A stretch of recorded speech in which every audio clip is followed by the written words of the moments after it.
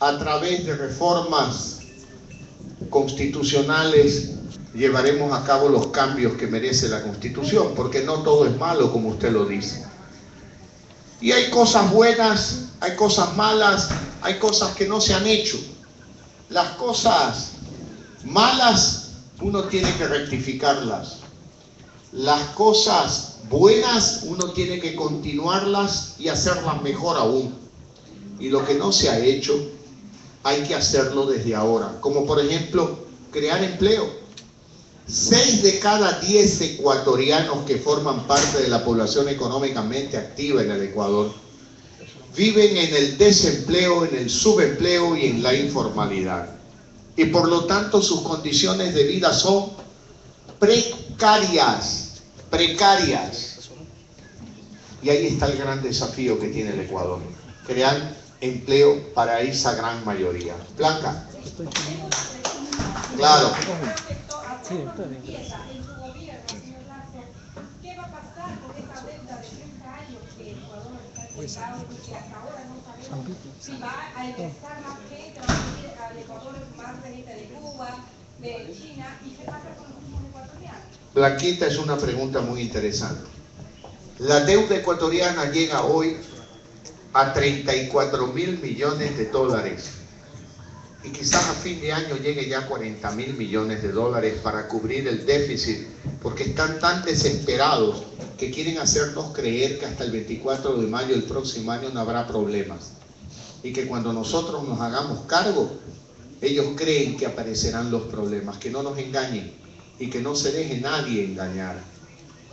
Esa deuda tenemos que renegociarla, Blanquita, porque hoy está a un plazo no mayor de 5 años. Y un país no se puede desarrollar con una deuda 5 años y con una tasa de interés promedio del 8, del 9, del 10, del 11%. Porque son tasas usureras para un país. Necesitamos crear confianza, Blanquita, bajar la tasa de interés y en ese momento emitir bonos a 30 años. Yo ya estuve el día viernes almorzando con el segundo a bordo del principal banco de inversión del mundo, que se llama Goldman Sachs. Me invitó a almorzar. Claro, estuve almorzando con él. Es un prestigioso ecuatoriano, muy joven todavía. Y le decía, lo que yo voy a necesitar es reestructurar la deuda a 30 años, ya no más del 5, del 4, del 5% de interés. Haremos eso, Blanquita, para dejar en la historia los problemas de la deuda externa. Respecto a los profesionales, claro, se llenan la boca diciendo que no están de acuerdo con la tercerización laboral. ¿Y qué hacen con Cuba? Traen médicos cubanos, pero no le pagan al médico. Le pagan al gobierno cubano, quien a su vez le paga al médico que llegó al Ecuador no más de un 10% de lo que recibe del país. Eso es esclavitud.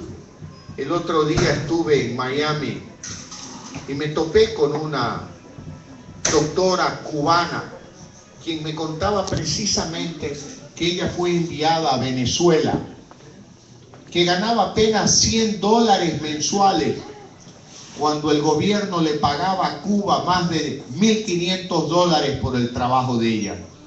Logró desertar, ir a Miami y hoy es una profesional exitosa en Miami. Yo creo que el pueblo cubano no tiene culpa de los desaciertos de su gobierno, pero en mi gobierno mi preocupación no serán los cubanos, sino los ecuatorianos. Respecto del tema de los chinos, nos quieren hacer chinos. No nos cuentan el plazo de los créditos, la tasa de interés de los créditos. Y ojalá Dios quiera que funcionen bien esas centrales hidroeléctricas que se le han encargado a los chinos. Ojalá Dios quiera. Yo no creo que el Ecuador tiene que pelearse con un sector del mundo para llevarse bien con otro. Uno puede tener a todos como amigos, pensando en el interés del Ecuador. Yo no planteo la necesidad de pelearse con los chinos para llevarme bien con Estados Unidos. Lo que yo planteo la necesidad es de llevarnos bien con Estados Unidos, con Europa, con Japón, con la China, con todo el mundo en función del interés de los ecuatorianos.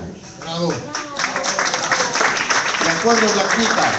Muy bien. ¿Y tú vives aquí o en Miami también? En New Jersey. Y Paquita se te fue para Miami. ¿Y se visitan? ¿Con qué frecuencia? Ah, caramba. ¿Y quién va? ¿Vas tú a Miami o ella viene acá? Ella no olvida tampoco. Ah, bueno.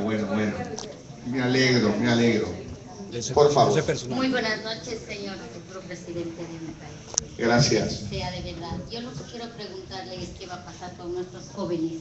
Si va a reformar el estudio, si ellos van a poder entrar a la universidad que ellos quieran o va a seguir como hasta hoy. Por ejemplo, mi hija sacó 940 puntos para entrar a la Universidad Técnica de Ambato, Medicina. Pero resulta que con esa nota me la han mandado a Riobamba. Viaja diariamente a Riobamba. Es muy pesado para eso. Confío en usted y en el cambio. Buenas noches. Muchas gracias, señora. Lo primero que haremos es reformar la ley de educación superior para devolverle a la universidad la autonomía. Para que sean los rectores, los decanos, los profesores los que gobiernen la universidad y no el gobierno central. En esa reforma de la ley de educación superior tiraremos al tacho de basura de la historia al CENESID, que es aquel organismo que no respeta la libertad del joven para estudiar lo que él quiere en la universidad. Lo haremos, no se preocupen. Muy buenas noches, señor presidente, ya electo de todos los ecuatorianos. Franklin Pachay le saluda, presidente cantonal de la ciudad de Montecristi, acompañando aquí a nuestro presidente, a César. Y desde ya recibo un saludo también del economista Nilton Díaz, presidente provincial de Manabí. La pregunta para todos, ¿qué va a pasar con los impuestos?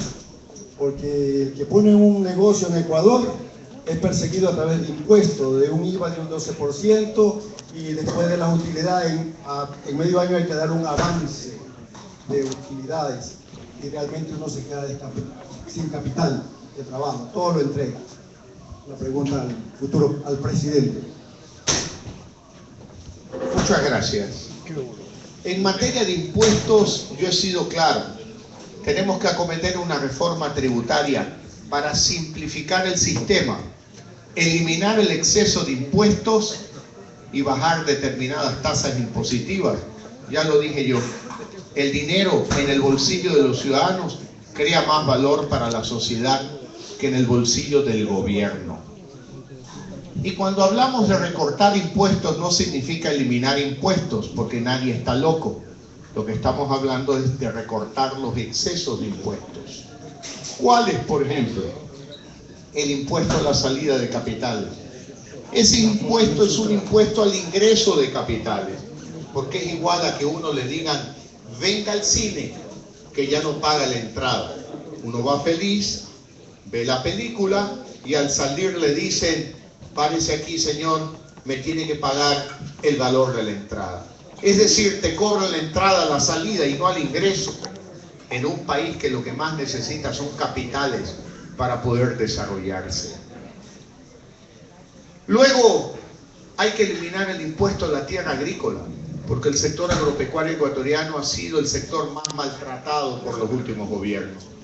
Hay que eliminar la figura del anticipo de impuesto a la renta para todos y de manera especial al pequeño y mediano empresario. No es justo ganar $100.000 un año, pagar el 22% de impuestos, $22.000, y el siguiente año, como es normal en los negocios, se caen las ventas, se gana la mitad y seguir pagando la misma cantidad de impuestos, porque 22 para 100.000 es el 22%, pero 22 para 50.000 es el 44%. Por lo tanto, hay que eliminar la figura del anticipo para que todos paguemos el impuesto a la renta cuando termine el ejercicio fiscal, cuando hay renta, y si no hay renta, no hay impuesto. Eso implica no más de un 10% de reducción en la masa global de los impuestos que cobra el gobierno.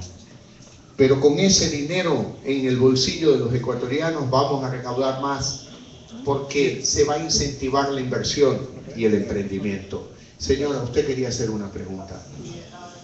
Los poderes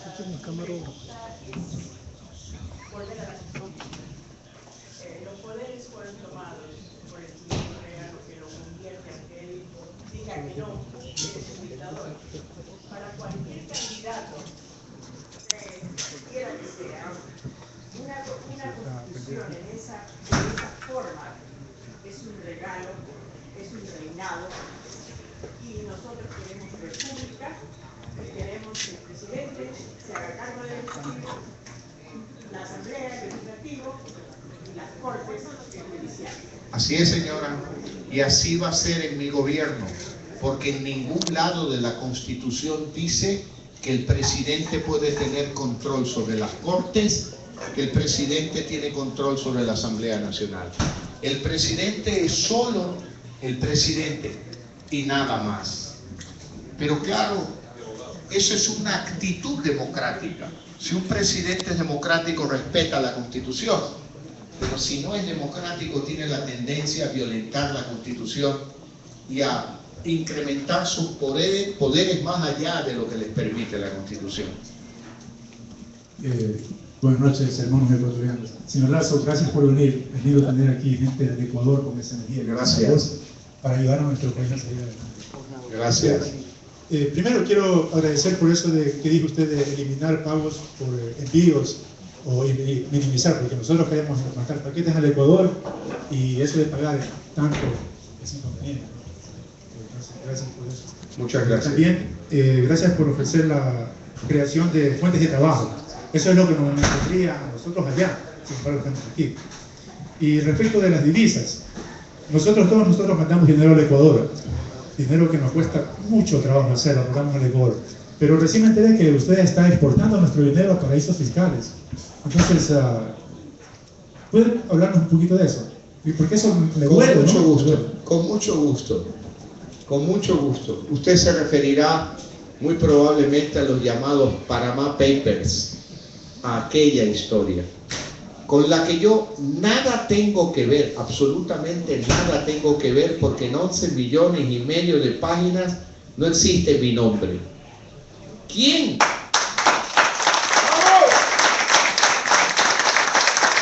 quiso mencionar mi nombre para pescar a río revuelto y así distraer la atención de los nombres de los funcionarios de gobierno que aparecen en los Correa Papers? ¿Quién? Diario El Telégrafo.